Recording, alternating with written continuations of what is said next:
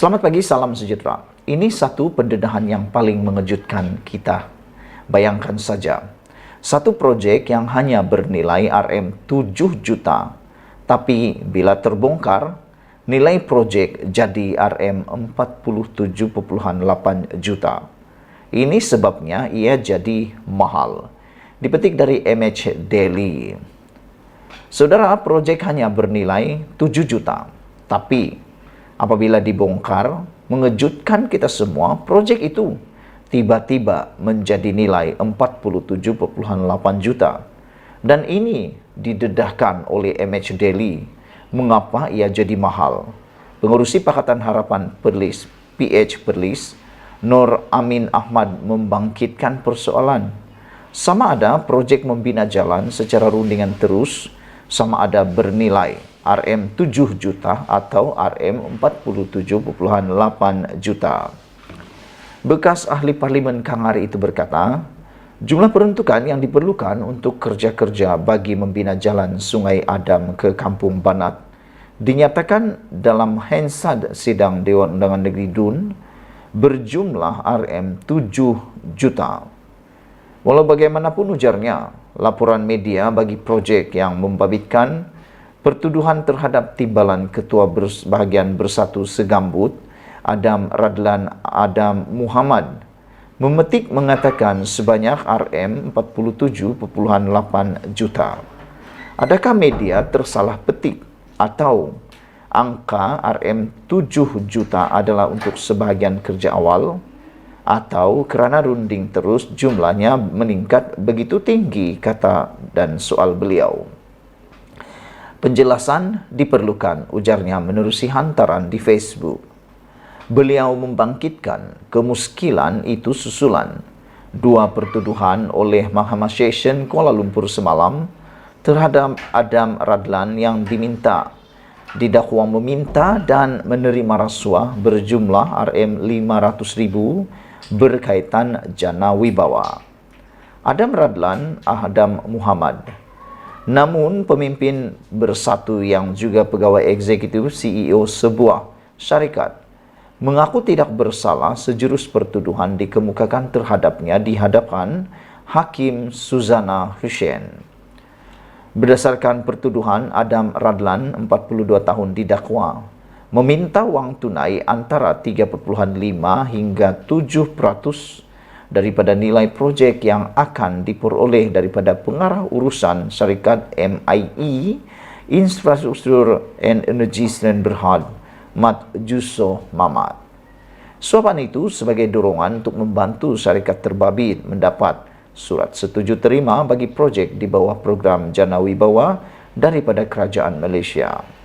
Adam turut didakwa menerima suapan Rm500,000 menerusi akaun CIMB Bank Berhad miliknya daripada individu sama sebagai upah membantu syarikat itu mendapatkan surat sama bagi proyek membina jalan Sungai Adam ke Kampung Banat Perlis daripada Kerajaan Malaysia secara rundingan terus yang bernilai Rm47,8 juta. Kedua-dua kesalahan itu dilakukan di sebuah restoran di Duta Mas dan CIMB Bank Berhad Cawangan Bukit Tunku di Ibu Negara pada Mac dan 26 November tahun 2021. Siasatan kes tersebut mengikut Seksyen 16A dalam kurungan E Akta Suruhanjaya Pencegahan Rasuah Malaysia SPRM 2009 dan boleh dihukum di bawah Seksyen 24 dalam kurungan 1 Akta yang sama. Sekian dulu untuk kali ini. Jangan lupa tinggalkan komen anda untuk isu yang paling hangat pada pagi ini, yang mana bayangkan saja proyek hanya bernilai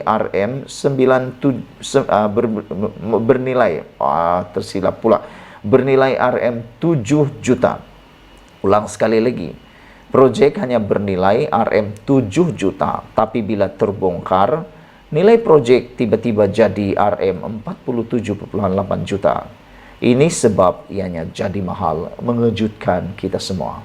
Sekian dulu, jangan lupa tekan butang subscribe. Malaysia kita punya, kita jaga sama-sama, cintai Malaysiaku.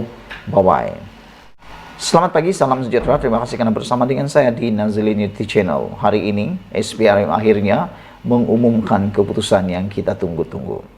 Azam Baki melalui kenyataan hari ini mengatakan SPRM akan menyiasat pendedahan laporan Ketua Audit Negara. Wow, apa yang didedahkan antaranya ialah salah satunya yang paling menarik perhatian kita ialah pembelian barangan-barangan Kementerian Kesihatan Malaysia. Yang paling menarik ialah ventilator yang telah dibeli yang mana tidak ada surat perolehan, sehingga menyebabkan kerajaan kerugian hampir melebihi atau lebih kurang RM13 juta.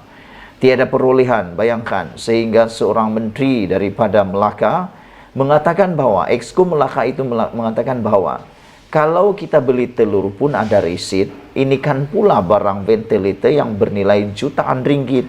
Kenapa tiada resit? Kenapa tiada sijil perolehan, dokumen perolehan? Sehingga barang yang rusak itu tidak boleh dihantar kepada penghilang untuk pembaikan semula atau ganti yang baru. Atau dengan kata yang paling mudah, tidak ada waranti. Anda pasti pernah membeli sebuah handphone kah, television kah atau sebagainya. Anda pasti perkara pertama yang akan datanya ialah ada waranti kah bosku. Ini handphone ada waranti kah? Kalau rusak boleh tuntut kah? Itu selalu kita akan cakap. Dan penjual selalunya akan cakap, ya memang ada waranti, tetapi resit sila simpan. Dokumen pembelian perlu ada disimpan supaya apabila kita menuntut pembaikan, ianya boleh ditunjukkan bahawa sah dibeli daripada sana. Namun, salah satu laporan dalam laporan Ketua Audit Negara ialah apabila ventilator yang dihantar kepada Kementerian Kesihatan Malaysia tidak ada dokumen perolehan. Jadi kita sangat setujulah apabila SPRM menyatakan hari ini akan menyiasat pendedahan laporan Ketua Audit Negara.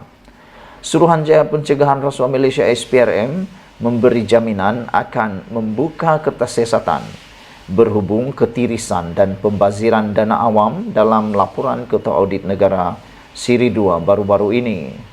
Ketua Pesuruhjaya SPRM Tan Sri Azam Baki berkata, tanpa menyebut mana-mana pihak, beliau berkata, SPRM sedang meneliti pendedahan laporan Ketua Audit Negara itu. Kami memberi jaminan jika ada isu selepas meneliti laporan itu, kita akan buka siasatan, kata beliau. LKAN ini memang menjadi perhatian kita setiap kali ia diumumkan.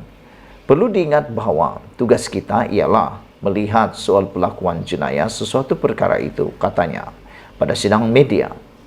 Sebelum ini, beberapa pakar ekonomi dan pakar integriti menggesa supaya kerajaan menubuhkan pasukan penyiasatan khas di bawah SPRM bagi menangani isu ketirisan dan pembaziran dana awam yang hampir setiap tahun didedahkan lembaga LKN ataupun laporan Ketua Audit Negara. Mereka beranggapan teguran Ketua Audit Negara seolah-olah dipandang ringan tanpa diambil sebagai panduan untuk penambahbaikan.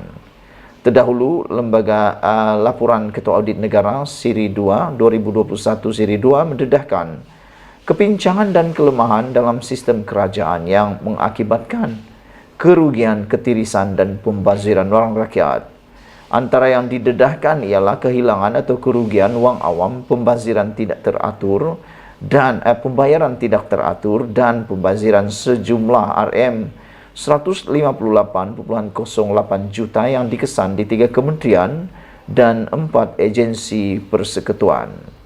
Kementerian dan jabatan terbabit adalah Kementerian Pertanian dan Industri Makanan MAFI, Kementerian Komunikasi dan Multimedia KEKOM dan Kementerian Pertahanan, manakala 4 jabatan terbabit adalah Polis Diraja Malaysia PDRM, Jabatan Kastam Diraja Malaysia JKDM, Jabatan Perdana Menteri JPM dan Jabatan Pengangkutan Jalan JPJ.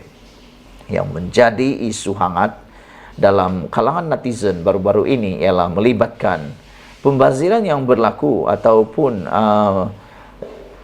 pembaziran ataupun isu yang melibatkan laporan Ketua Audit Negara yang turut berlaku dalam Jabatan Perdana Menteri. Mereka bertanya, kenapa di Jabatan Perdana Menteri pun boleh berlaku? Kalau Jabatan Perdana Menteri yang paling tinggi pun boleh berlaku, apakah pula di akar umbi, kata mereka. Sekian dulu untuk kali ini. Jangan lupa tinggalkan komen Anda tekan butang subscribe. Kita jumpa lagi. Bye-bye.